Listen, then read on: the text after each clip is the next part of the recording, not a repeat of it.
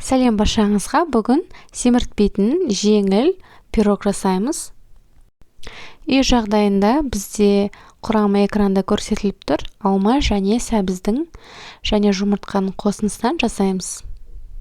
Өте оңай жасалатын пирог. Осылайша алманы тергіден өткіземіз және сәбізді тергіден өткізіп, барынша жіңішке етіп дайындап аламыз. Достар, сіздердің қолдауларыңыз бізге ауадай қажет. Сондықтан сіздерден өтініш подписаться кнопкасын басып, және поделиться кнопкасы арқылы WhatsApp чаттардан бөлісулеріңізді сұраймын. Осылайша біздің пирогымыздың 80% алма мен сәбізден құралады. Одан кейін үстіне жұмыртқа салуды ұмытпаймыз. Бұл жерде сәбіз бен алма өзінше бір тәтті дәм береді, сондықтан қантты да көп қосып керек емес. Сонымен қатар бір кішкене қасық тұз салуды ұмытпаймыз, себебі тұз осы пирогтың дәмін кішкене біркелкі етіп, өте тәтті қылмай, орташа дәм беріп тұрады. Одан кейін 2 ас қасық қант саламыз және жақсылап араластырамыз. Одан кейін ұнды салуды ұмытпаймыз. Ұн қалауларыңызға қарай, менде 1 стакан ұн 200 грамм шықты.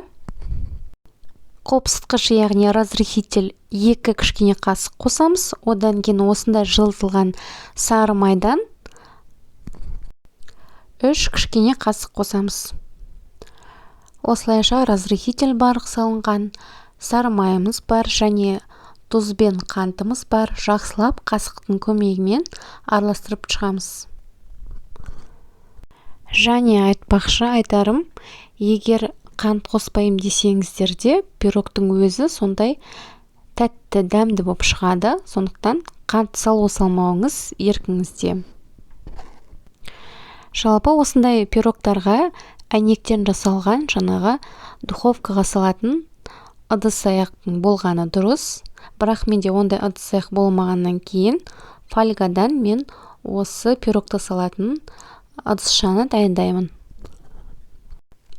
Оған бізге фольга керек. Фольганы 2 қабаттаймыз.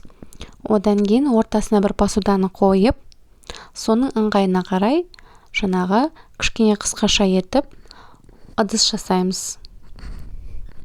Себебі мендегі таба үлкен, өте қатты үлкен, сондықтан бұл үлкен табаның ішінде жасалған жаңағы пирогым өте аз және жайылып кетуі мүмкін. Сондықтан осылай өзінің формасында аккуратный болып пісу үшін кішкентай ыдыс керек, прозрачный немесе фольганың көмегімен жасай салуға болады.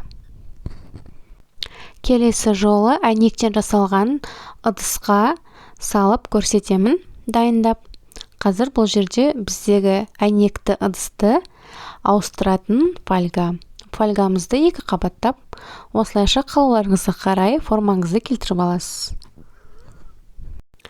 Пирогымыз біздің өте пайдалы, ПП пирог десек те болады. Аз ұн және қант салмай пісірсеңіз, осылай дәмді, әрі тәтті, әрі пайдалы болып пісіп шығады. Және осындай формада өте тез піседі. Жалпы пісу уақыты 200 градуста 30-25 минут. Духовкаңызды алдын ала қыздырып аламыз. Одан кейін жаңағы пістау деген кезде зубочистка арқылы ішіне былай басып салып тығып көресіз. Сонда зубочисткаңыз ылғалды болмай шықса, онда пісті деген сөз. Піскен пирогқа жаңағы зубочисткаңызды салып тексерген кезде, тығып тексерген кезде, егер зубочисткаңыз ылғалды болып, қамырық болып, жабысқақ болып шықса, онда әлі дайын болмады деген сөз. Онда духовкада 25 минутқа салған болсаңыз, тағы бір 5 минутқа духовкаңызда ұстаңыз. Одан кейін тағы бір мәрте тексеріп шықсаңыз болады. Жалпы видеода бір кішкене қасық разрыхитель қосылып көрсетілген, ал сіздер ол 5 грамм емес 10 грамм қылып, яғни 2 кішкентай қасық разрыхитель қоссаңыздар, пирогтарыңыз жақсылап көтеріледі. соны ұмытпағайсыздар. 30 минутта дайын болды пирогымыз. Сіздермен болған Смағұлова еңлік.